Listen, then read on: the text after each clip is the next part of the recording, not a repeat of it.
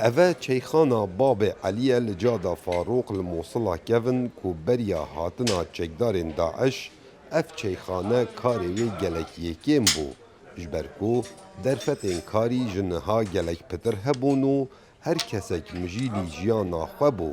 لو ما او دم نبون لچیخانا روی نخاره و دست بیاریم پرکانه و دومینه بکن او زوربی جاران اف چیخانه یا چولکری بو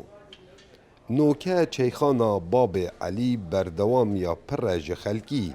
همی مجیلی یاریانه جبرکو زوربی وان بیکارن و چه جهن گشتی نینن بهناخوه لیودن وکو هبونا پارکان و جهن گوزاری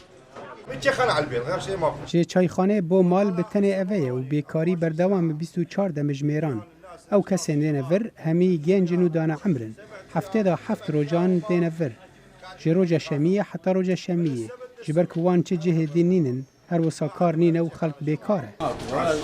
کار نینه وکی هند بینن دکان همی دای خسینه و اوه ایکم چایخانه الوی تاخی ام همی تینه ویریج بودم براندنه روزانه دوره 4 حتی 5 دمجمیران از الوی چایخانه دمینم باب علی زیدتری 25 سالانه کار چایچیاتی اتکتن و دبیجید چه سالان وکو ای سال خلکی قصدا چیخانان نکریه بله زور بیوان پارنینن و بدین چای ودخون و یاریا اتکن پشتی نمانا داعش چایخانه این پر بوج خلکی و همی بکارن و چه درفتین کاری نینن حکومت تنه کاری بکسین بیانید کرد و کرن بی باجری بکارن حتی گلک جاران داخواست جکرینه بله کاری بوان ناکن و جهندک دورندی که ریکاران دهینن